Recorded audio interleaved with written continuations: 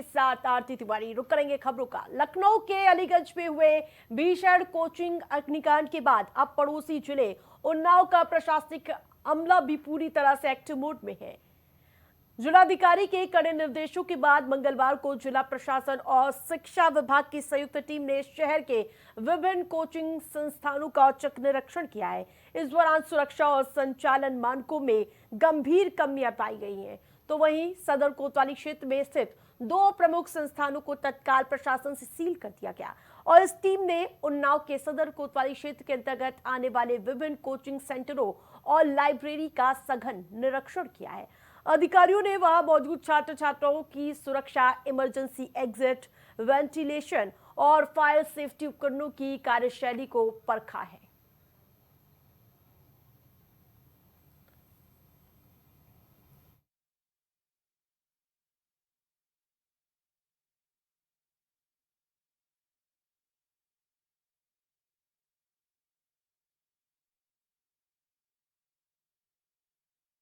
बताते चले, लखनऊ हादसे के बाद प्रशासन अब पूरी तरह से एक्टिव मोड में नजर आ रहा है। जहां बताते चले लगातार एक्शन का दौर के बीच ये उन्नाव से कार्रवाई सामने आई है, जहां पर सदर कोतवाली क्षेत्र स्थित 2 प्रमुख संस्थानों को तत्काल प्रभाव से सील किया गया है और इस टीम ने उन्नाव के सदर कोतवाली क्षेत्र के अंतर्गत आने वाले विभिन्न कोचिंग सेंटरों और लाइब्रेरी का सघन निरीक्षण किया है।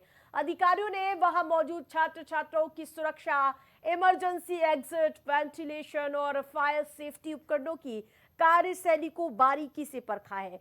तो लगातार एक्टिव मोड में प्रशासन नजर आ रहा है, लेकिन ये तत्परता कितनी काम होगी आएगी और उसके अलावा सिस्टम क्या अभी भी पूरी तरह से जागा है, ये भी बड़ा सवाल है। क्योंकि आपने देखा था दिल्ली अग्निकांड के बाद भी इस तरह के तमाम सघन चेकिंग अभियान चलाए गए थे, ताबड़तोड़ एक्शन देखने को मिला था, लेकिन उसके बावजूद अलीगंज में जो हादसा सामने आया था उससे अब प्रशासन, शासन सभी को सबक लेने की आवश्यकता है। और जिस प्रकार से ताबड़तोड़ एक्टिव मोड देखने को मिल रहा है प्रशासन की ओर से, जिलाधिकारी जिस प्रकार से अब ग्राउंड जीरो पर मौजूद है, प्रशासन और शिक्षा विभाग के संयुक्त टीम ने शहर के विभिन्न कोचिंग संस्थानों का औचक निरीक्षण किया है।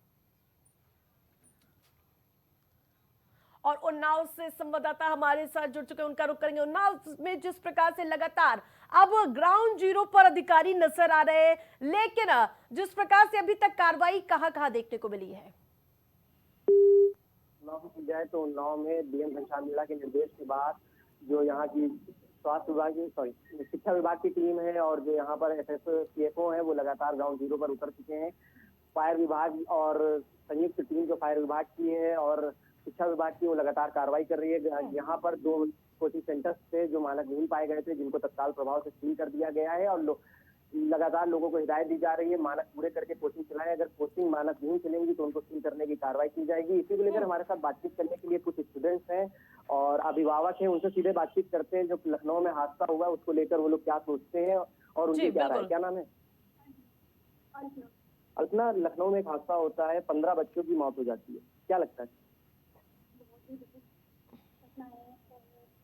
हमारे बीच मंच पर मौजूद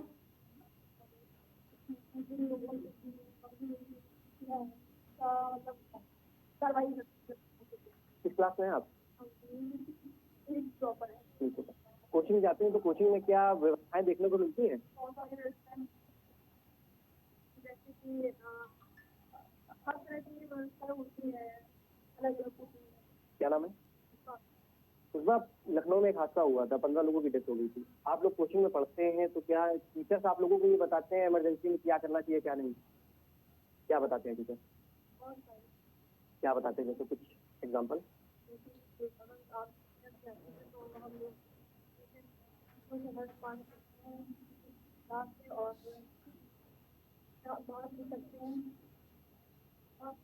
क्या नाम है? किस क्लास में? क्या कोचिंग संचालक आप लोगों को कुछ एडवाइस वगैरह देते हैं? किस टाइप की देते हैं? सर आपके क्या नाम है? जी, आप अभिभावक बच्चे भी होंगे, जैसे हादसा हुआ क्या देखते हैं इसमें?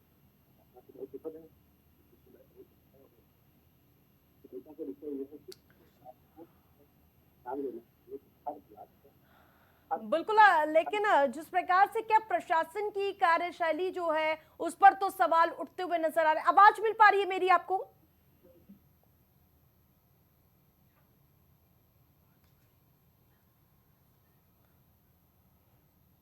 संपर्क हमारा टूट गया है, लेकिन बताते चले लगातार अब प्रशासन एक्टिव मोड में नजर आ रहा है और जिस प्रकार से डीएम के निर्देश पर ताबड़तोड़ एक्शन का दौर। तो जिस प्रकार से आप देख पा रहे हो पूरे जिले में यूपी के ताबड़तोड़ एक्शन देखने को मिल रहा है, लेकिन ये एक्शन कितना प्रभावी होगा, क्या फिर से इस तरह का कोई हादसा सामने नहीं आएगा, वो तो बड़ा सवाल है। लेकिन जिस प्रकार से अब मुस्तैदी दिखाई जा रही है और इसके अलावा हर कोचिंग सेंटर पर बकायदा जिस प्रकार से प्रशासनिक अधिकारी पहुंच रहे हैं, जांच परख रहे हैं, उसके बावजूद क्या वो हर एक कोचिंग सेंटर तक के ये जांच की आज जा पाएगी क्या? क्योंकि आपने देखा था जो अलीगंज में जिस प्रकार से अग्निकांड सामने आया था उसमें भी 2006 में ही उसे गिराने का आदेश जारी हो गया था। उसके बावजूद वो लगातार संचालित हो रही थी और उसके बावजूद ये बड़ा हादसा सामने आया था। लेकिन क्या अब जो कार्रवाई हो रही है उसका कितना प्रभाव देखने को, एक बार फिर से रुक करेंगे। जिस प्रकार से उन्नाव में आप दिखा रहे हैं कि ग्राउंड जीरो में प्रशासन की मुस्तैदी साफ देखी जा रही है, कितना असर देखने को मिलेगा, ये बड़ा सवाल है। सीएम के निर्देश है, सीएम के निर्देशों के बाद प्रशासन हरकत में तो आया है, लेकिन प्रशासन उन्नाव का कुंभकर्णी नींद से जागा हुआ है। क्योंकि अगर पहले प्रशासन सबक ले लेता तो इस तरीके से जो मानकहीन कोचिंग यहाँ पर चल रही है पहले ही इन पर कार्रवाई हो चुकी होती। इसी को लेकर बातचीत करने के लिए अभिभावक है, सीधे उनसे बातचीत करते हैं, उनका इन सबको लेकर क्या राय है। सर क्या नाम है? रोहित शुक्ला। सर जैसे 15 लोगों की डेथ लखनऊ में हुई है, क्या लगता है आपको?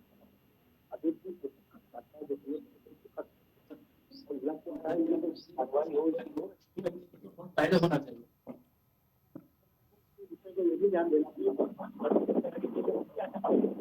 आवाज नहीं आ पा रही है यहाँ तक के। मेरा विचार है बिल्कुल, मैं पीसीआर टीम से कहना चाहूंगी फिर से संपर्क करने की कोशिश की जाए, क्योंकि दर्शकों तक उनकी आवाज नहीं मिल पा रही है।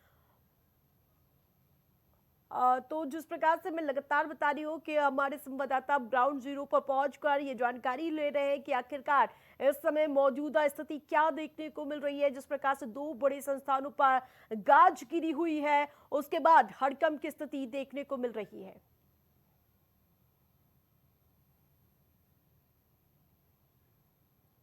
तो खबरों में आगे बढ़ेंगे, जहां लखनऊ अग्निकांड के बाद अयोध्या प्रशासन पूरी तरह से अलर्ट मोड पर है। जिले के सभी 36 कोचिंग सेंटरों की जांच शुरू कर दी गई है और इसके लिए 2 विशेष टीमें बनाई गई हैं। फायर सेफ्टी, आपातकालीन निकास और अन्य सुरक्षा मानकों की जांच की जा रही ताकि किसी भी तरह की लापरवाही न बरती जाए।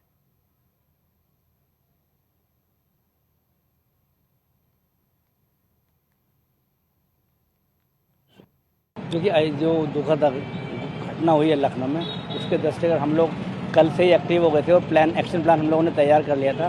उसके क्रम में हमारे जो ज़िले में 36 हम लोगों ने कोचिंग को रजिस्टर किया हुआ है फायर सर्विस में।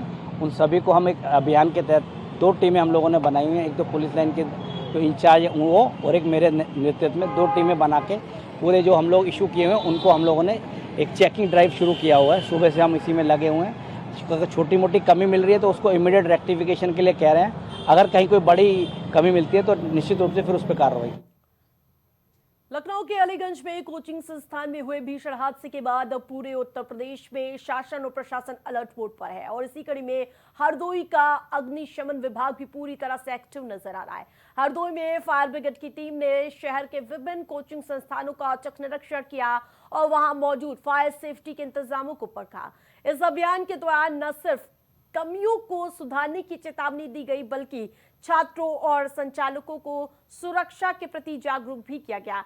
इस दौरान टीम ने एक एक करके संस्थानों में लगे फायर एक्सटिंग्विशर की एक्सपायरी डेट, इमरजेंसी एग्जिट, बिजली के ओपन वायर और अन्य सुरक्षा उपकरणों की बारीकी से जांच की। जांच के दौरान जिन भी संस्थानों में सुरक्षा मानकों में खामियां पाई गई, वहां के संचालकों को सख्त चेतावनी देते हुए तत्काल सुधार करने के निर्देश दिए गए हैं। तो बताते चले, लगातार हमारे संवाददाता ग्राउंड जीरो पे मौजूद है, वहां से हमसे जानकारी साझा कर रहे हैं कि किस प्रकार से अब लगातार प्रशासनिक अमला अब ग्राउंड जीरो पर उतरकर पूरी जिस प्रकार से कहां लापरवाही की जा रही है, कहां पर फायर एक्सटिंग्विशर की एक्सपायरी डेट हो गई है या फिर इमरजेंसी एग्जिट कहां पर नहीं बनाए गए हैं, इन सभी जो छोटी छोटी बारीकियों से अब जानकारी जुटाई जा रही है और जहां पर ऐसी व्यवस्थाएं नहीं है उन्हें चेतावनी दी जा रही है कि तत्काल उन्हें सुधरवा लिया जाए या फिर कोई अन्य जो विकल्प है तत्काल प्रभाव से वहां पर लागू की जाए और उसके बाद उसे संचालित किया जाए।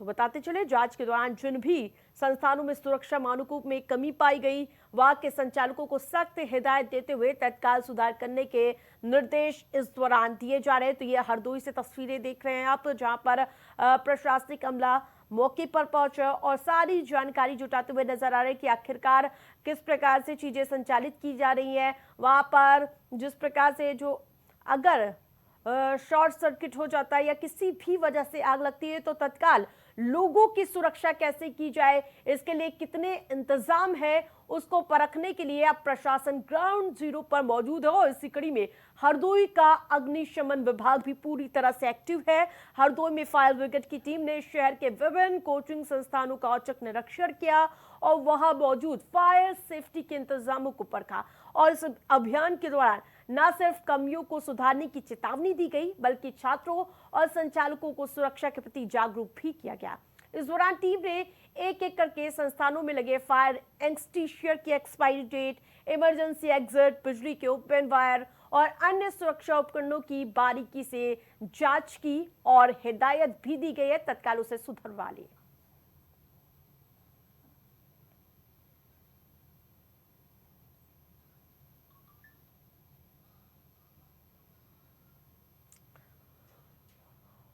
तो अग्निशमन विभाग हरदोई में अलर्ट मोड पर नजर आ रहा है।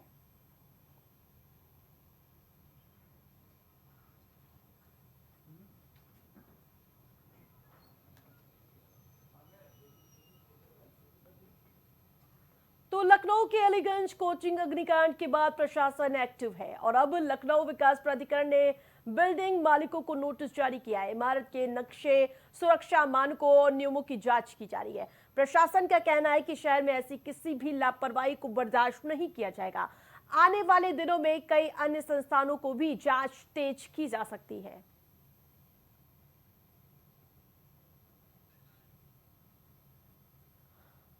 उत्तर प्रदेश सरकार के मंत्री ओम प्रकाश राजभर ने अलीगंज अग्निकांड, राम मंदिर दान विवाद और नीट सुधार और अन्य राजनीतिक मुद्दों पर प्रतिक्रिया दी। उन्होंने कहा है कि जहां भी जांच जरूरी है वहां कार्रवाई होगी और दोषियों को कतई बख्शा नहीं जाएगा। सरकार निगरानी बनाए हुए है।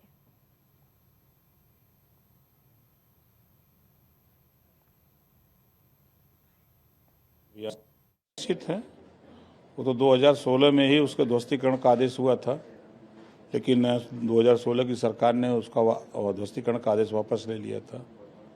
अगर उसी समय हो गया हो तो ताजे नौबत नहीं आती। दुखद घटना है, घटना को सरकार ने संज्ञान में लिया। अब संज्ञान में लेने के बाद पूरे प्रदेश में इस तरह के अवैध संचालित जितने भी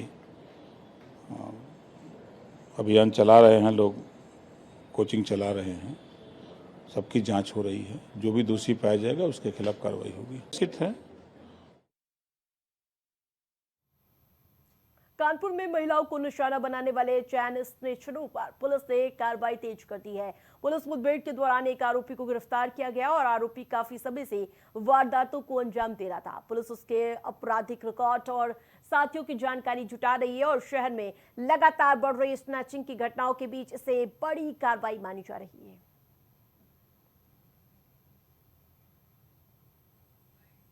सूचना प्राप्त हुई थी स्थानीय पुलिस को कि 22/5 पिछले माह एक घटना चेन स्नैचिंग की जो यशोदा नगर क्षेत्र में हुई थी। जब एक महिला शाम को वॉक करने के लिए जा रही थी तो उनकी चेन स्नैचिंग हुई थी। उस घटना के अभियुक्त आज हंसपुरम क्षेत्र में कहीं जा रहे हैं और पुनः किसी गंभीर घटना को कारित कर सकते हैं। इस सूचना पर 3 टीमें हमारी लगाई गई। जब एक टीम यहाँ पर चेकिंग कर रही थी तो 2 व्यक्ति बाइक से आते दिखाई दिए, जिनको रोकने का प्रयास किया गया। वो रुके नहीं और फायरिंग करते हुए पुलिस पार्टी पर पीछे मुड़ करके भागने लगे। फिर हॉट चेज में हमारी टीम ने भी जवाबी कार्रवाई की और उसमें अपने आत्मरक्षार्थ फायरिंग किया, जिसमें ये बदमाश वहां गिर गया और जब जाकर के देखा गया तो उसके एक पैर में गोली लगी थी। इसके अन्य दूसरे साथी की गिरफ्तारी के पश्चात उससे विस्तृत पूछताछ करते हुए इस घटना में अन्य जो लोग भी दोषी होंगे उनके खिलाफ भी कार्रवाई की जाएगी।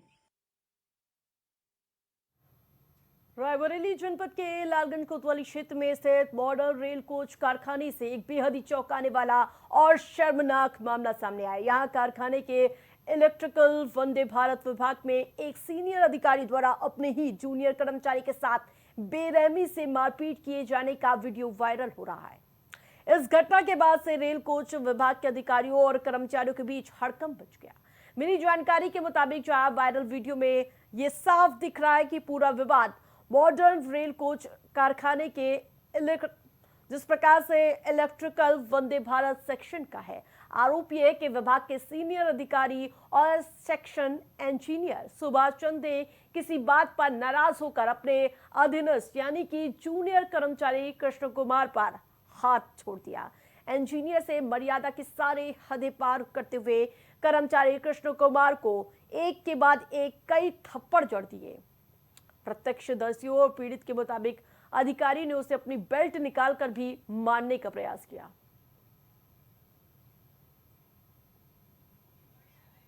तो वंदे भारत विभाग का ये वीडियो अब सोशल मीडिया पर तेजी से वायरल होता हुआ नजर आ रहा है। ये तस्वीरें देखिए, ये लालगंज रेल कोच फैक्ट्री का वीडियो है जहां पर ये मारपीट का मामला सामने आया है। तो जिस प्रकार से रेल कोच विभाग के अधिकारियों और कर्मचारियों के बीच इस मामले को लेकर हड़कंप मच गया है। तो बताते चले, यहाँ कारखाने के इलेक्ट्रिकल वंदे भारत विभाग में एक सीनियर अधिकारी द्वारा अपने ही जूनियर कर्मचारी के साथ मारपीट किए जाने का ये वीडियो तेजी से वायरल हो रहा है। इस घटना के बाद से रेल कोच विभाग के अधिकारियों और कर्मचारियों के बीच हड़कंप मच गया। लेकिन बड़ी बात यह है कि आखिरकार किस बात को लेकर ये विवाद हुआ था और हाथापाई पर ये पूरा मामला आ गया। तो राजू हमारे साथ जुड़ चुके हैं। क्या कुछ जानकारी मिल रही है, किस चीज को लेकर विवाद हुआ था और क्या है पूरा मामला? आवाज मिल पा रही है? लालगंज कोतवाली क्षेत्र स्थित रेलवे कोच फैक्ट्री की है और यहाँ पर बताया जा रहा है कि एक कर्मचारी और अधिकारी के बीच में जो इंजीनियर था उससे कहासुनी हो रही थी और कहासुनी होने के बाद बातें बढ़ी, जिसके बाद बातें मारपीट पर आ गई। हालांकि वहां पे जो मौजूद लोग थे वो मात्र मूक दर्शक बने रहे। बता दें कि इंजीनियर सुभाष चंद्र जो इलेक्ट्रिकल डिपार्टमेंट के एक कर्मचारी से बहस करते हुए नजर आ रहे थे और कुछ देर बाद बात बढ़ गई और उसी बात को लेकर उनके बीच में मारपीट होने लगी। हालांकि बताया जा रहा है कि वहां पर कई लोग मौजूद थे जो रेल कोच फैक्ट्री में कार्यरत हैं, लेकिन वहां पे लोगों के द्वारा मात्र वीडियो बनाया गया, जबकि जिस तरह से अनुशासन की अगर बात की जाए तो कहीं न कहीं अनुशासनहीनता का मामला सामने आया है और ये रेल कोच फैक्ट्री के ही लोगों के द्वारा वीडियो वायरल किया गया है। वायरल करने के बाद इस पूरे मामले पर जब जानकारी की गई तो वहां के जिम्मेदारों के द्वारा बताया गया है कि पूरे मामले की आंतरिक जांच के आदेश दिए गए हैं और जांच के बाद जो भी दोषी होगा उसके ऊपर बिल्कुल। वीडियो को लेकर अभी तक क्या कुछ सफाई भी सामने आई है या फिर अभी वायरल वीडियो के आधार पर अभी कोई जानकारी मिल रही है? जी देखिए, बता दें कि निश्चित तौर पर ये वीडियो कहीं न कहीं अनुशासनहीनता को दर्शाता है और कहीं न कहीं रेल कोच फैक्ट्री की जो अनुशासन वाली बातें हैं उनको उजागर करता है कि इस तरह के जो अंदर खाने में मामले चल रहे हैं उस पर सवाल खड़े हो रहे हैं और लोगों के द्वारा जो सोशल मीडिया प्लेटफॉर्म है वहां पर तरह तरह के सवाल उठाए जा रहे हैं। लेकिन जब वहां के उच्च अधिकारियों से और जिम्मेदारों से बात की गई है तो उनके द्वारा साफ तौर से कहा गया है कि पूरे मामले की जानकारी है और पूरे मामले की आंतरिक जांच कराई जाएगी। जांच कराने के बाद जो दोषी होगा उस पर कार्रवाई की जाएगी। जी बिल्कुल। पीड़ित की ओर से कुछ बयान सामने आया है क्या? जी देखिए, जिस तरह से रेल कोच कारखाने के अंदर का ये वीडियो आया है, ना तो पीड़ित से मुलाकात हो पाई है और ना जो इंजीनियर सुभाष चंद्र थे उनसे बात हो पाई है। लेकिन जिस तरह से अंदर खाने में कहीं ना कहीं एक कले की का बात जरूर सामने निकल कर आ रहा है, क्योंकि जो अंदर का वीडियो था वो बाहर आया और सोशल मीडिया पर वायरल हुआ। तो निश्चित तौर पर यह भी कहा जा सकता है कि वहां पर जो मौजूद लोग थे, मौजूद लोगों के द्वारा वीडियो बनाया गया और सोशल मीडिया पर इसको वायरल किया गया। जी ठीक है, आप नजर बनाए रखिए। तमाम अपडेट के लिए धन्यवाद।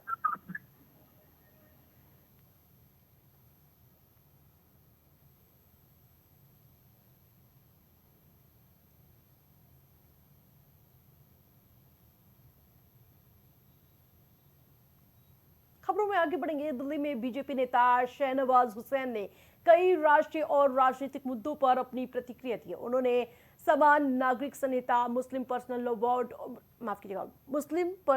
लॉ बोर्ड और इसके अलावा लखनऊ अग्निकांड और अन्य सामाजिक मुद्दों पर पार्टी का पक्ष रखा। बयान ऐसे समय पर आया जब कई राजनीतिक मुद्दों पर देश भर में चर्चा तेज चल रही हो।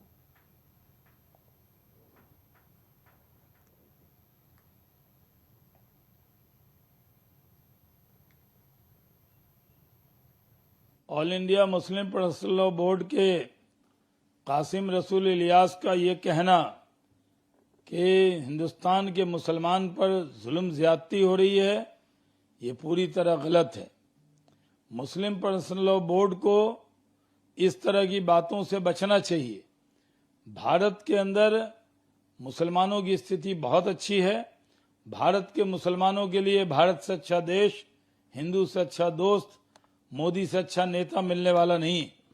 आज सबका साथ, सबका विकास, सबके विश्वास के रास्ते पर संविधान की रोशनी।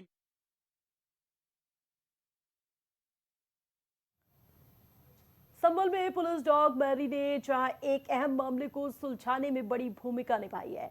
डॉग स्क्वाड की मदद से पुलिस आरोपी तक पहुंचने में सफल रही। पुलिस का कहना है कि वैज्ञानिक जांच और तकनीकी संस्थानों की वजह से कार्रवाई तेजी से हुई। आरोपी को गिरफ्तार कर लिया गया और आगे की पूछताछ जारी है।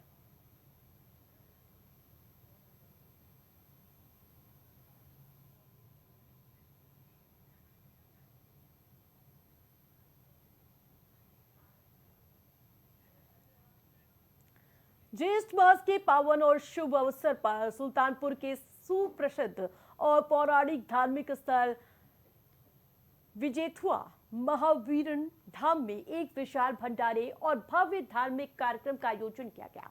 ये पूरा आयोजन Shri Vishwanath group of institutions कला सुल्तानपुर के सौजन्य से संपन्न हुआ। कार्यक्रम को सफल बनाने में भोलानाथ सिंह के परिवार और सभी सदस्यों और संस्थान के प्रबंध निदेशक डॉक्टर वेद प्रकाश सिंह और राजू भैया का विशेष और अनुकरणीय सहयोग रहा और इस दौरान धाम में मत्था टेकने और प्रसाद ग्रहण करने के लिए दूर दराज से श्रद्धालुओं का तांता देखने को मिला।